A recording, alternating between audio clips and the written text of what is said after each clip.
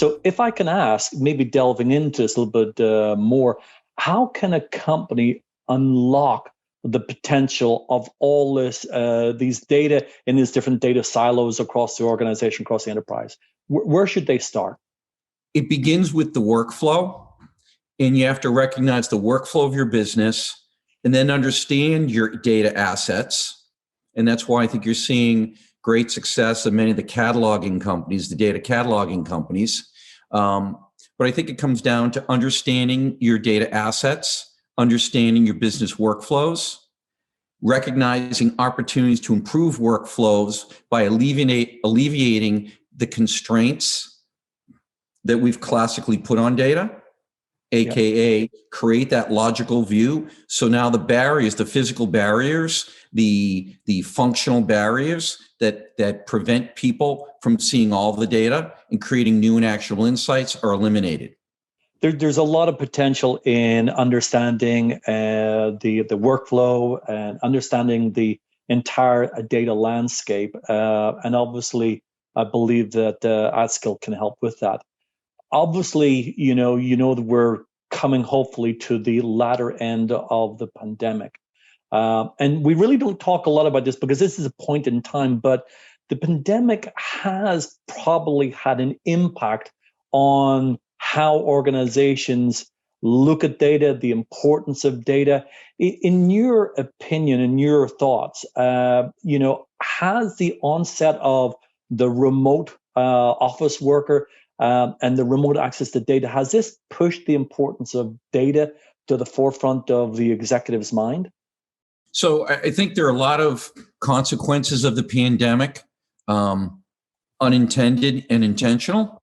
I think that the way to think about the impact of it is, I do think that it's created it's validated remote work for sure. Right. What ties those employees together? I believe it's data.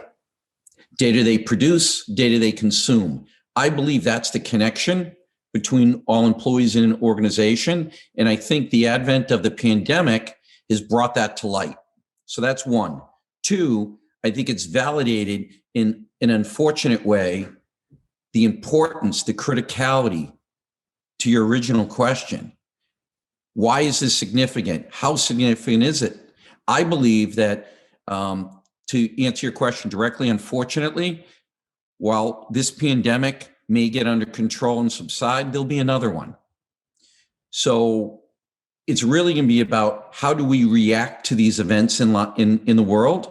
And I believe the way we're going to react to them is we're going to use data to predict them, in some instances protect ourselves from them, and in others be able to address them, in an organized way, unlike what we did with this pandemic.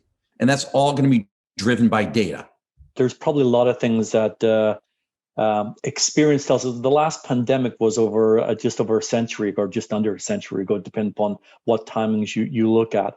And if there is to be another pandemic, heaven knows, I hope not, but I certainly hope that we're much better prepared for this time around. And I there'll be more viruses, Robert. There'll be more viruses, but we're going to leverage data and the power of predictive analytics to be able to address them in a way that it doesn't impact our lives the way it did, in the past year. Well, let's hope so. From your lips to the deity's ears. So now, moving on to another question we had discussed, and this is interesting because this directly affects AtScale, and we've seen many companies shy away from working with cloud data companies because they're afraid of the data lock-in. Do you see this changing based upon what you're seeing in the industry today and in the future? I do. I would submit that if you look at the advent of any new technologies, there's a thought leader. They drive the market, and they do so with speed, and speed typically translates into having some sort of proprietary vehicle to drive your technology into the market. And I think cloud is no different. Yep. So I think the first advent of cloud was, hey, it's here and it has these new functions and people are just happy to be able to leverage it. for cost, for flexibility, etc., aka Amazon. And now the world is more sophisticated, more developed, more comfortable in how to absorb cloud technology to improve IT infrastructure in enterprises. So now the bar is raised. So now not only do they want all of the features and value that the cloud brings, they also want the freedom of choice they enjoy on desktops and phones and everything else they use on the technology side. People don't accept proprietary technology in 2021. So that has definitely been a constraint of cloud, but with the advent of Google and Microsoft Azure, we have at least three very strong choices for companies, and it's actually been terrific for AtScale because part of what we do for companies is we bring them to the cloud, and we can do so without moving their data. Again, providing that logical view of data that lives in the cloud, data that lives on-prem. As the user, as the consumer of that data, you shouldn't care, and with AtScale, you don't. Now, the other advantage of that is when we instantiate our semantic layer on the cloud, we provide the consumer the ultimate freedom of choice. Because with that virtual semantic layer, you can have some data in Azure, some data in Snowflake, some data in Databricks, Google, Azure, and we're going to provide one logical view. So leverage the best cloud, the best compute, the best storage, the best analytic cloud for the job. And that's what we do. And actually, I will compliment you on the website, atscale.com, for painting a really easy to understand picture for the audience. So for our audience out there, please go ahead and have a look at that. I want to move on to another question that has come up on why should the analysis and the use of data go hand in hand with digital transformations. We're seeing a lot about organizations doing digital transformations. So why do the two go? Why do you think the two go hand in hand? To be able to take advantage of cloud, of advanced analytics, table stakes is you've got to figure out a way to digitize the data so it's in a form that it can be consumable. So first it has to be in a form that's consumable. And then you need to be able to have an infrastructure that gives you the flexibility to create that logical view of data based on the problems you're trying to understand. So, and how would AtScale sort of help an organization make that information consumable? Sure.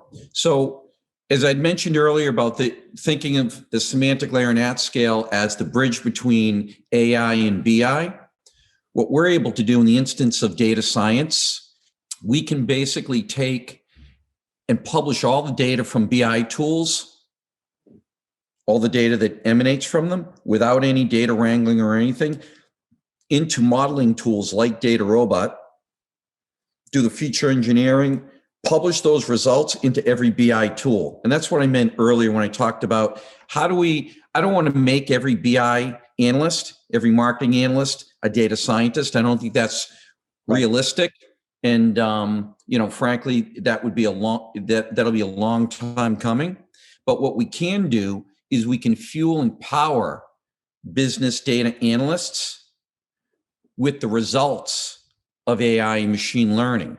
So we're able to take those results from a DataRobot model, for instance, and republish it back through those BI tools, empowering those analysts, those BI users with the power of AI and machine learning. No data scientist required, no Python required, no SQL required. It's about simplifying access to data and actionable insights, putting the power in the hands of the knowledge workers.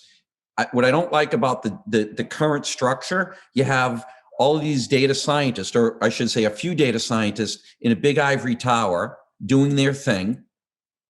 Right. But the real power is in the people, taking that knowledge and pushing it through an organization and enabling thousands of people to do their job with the power of AI behind them.